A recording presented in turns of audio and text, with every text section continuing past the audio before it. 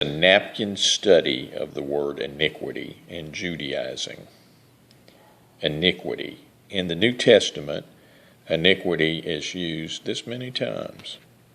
It's a total of 14 times using two different Greek words. Look this up for yourself in the Strong's Concordance. Don't take my word for it.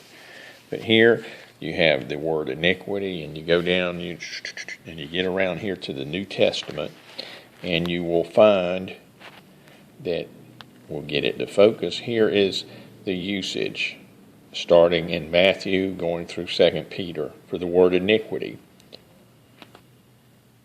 And the two Greek words are the 458 and the 93. Now what's interesting is on the 93 was only used one time by Jesus, and that's in Luke.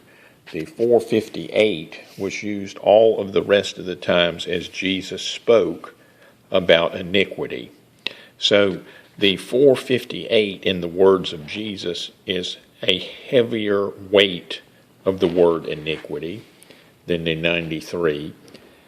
And it also in the New Testament is used more times, giving it a heavier weight. Now what's interesting is I've seen several Christians teach on iniquity, very good teachers and pastors, and when they did, they focused on the 93 meaning of iniquity, and they completely ignored the 458, which is the one that Jesus mentioned more, that meaning of iniquity. And that is quite curious as to why. So let's look and see what iniquity actually means according to Jesus, and according to Jesus just a little bit. Now the Jewish word, the Greek word which Jesus spoke of a little bit, the 93, that is translated as being injustice. And the sermons I've heard on iniquity deal with injustice, and they completely ignored the 458. So what does the 458 say? The 458 iniquity that Jesus spoke against is a refusal or not being subject to Jewish law.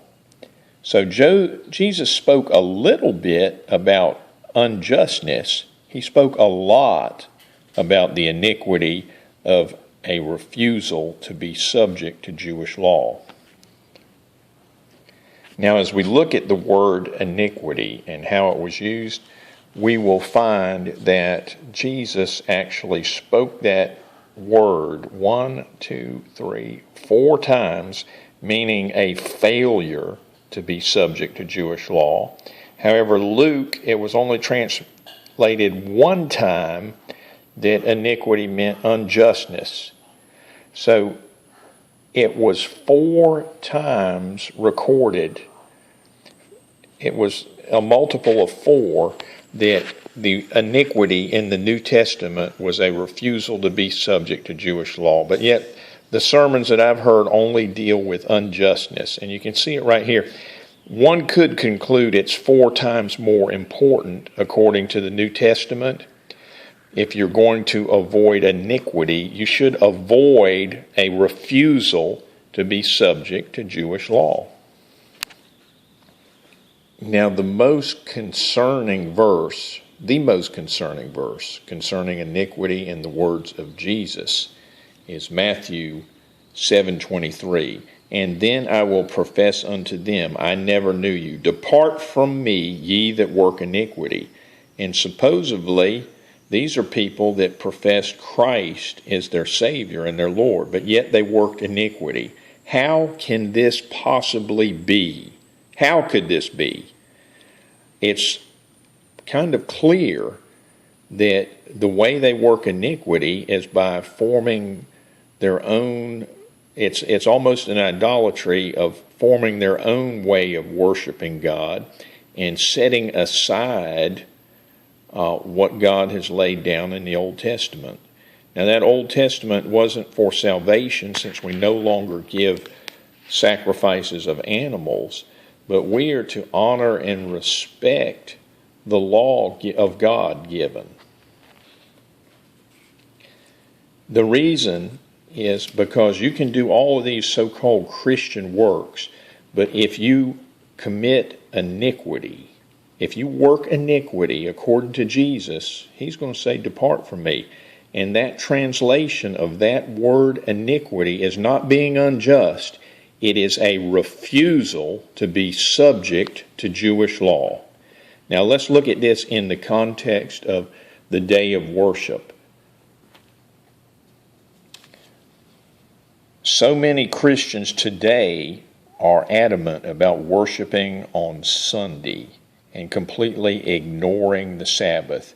And that is the most egregious violation of Jewish law I have ever seen.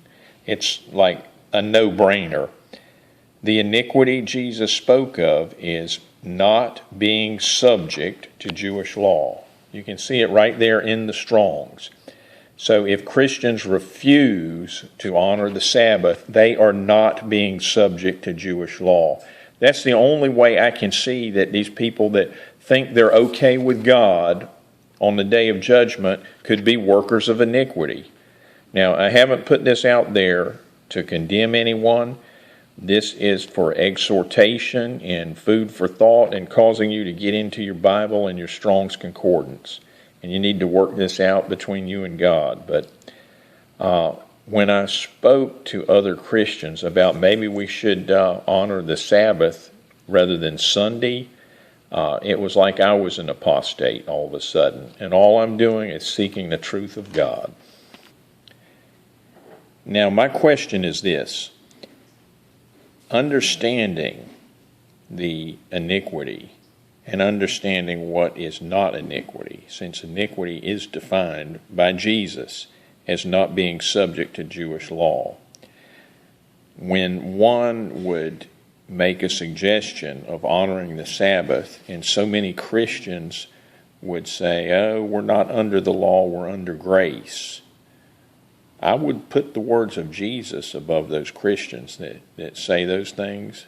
And I understand we're under grace for forgiveness of sins, since we no longer are required to do animal sacrifices to cover a sin.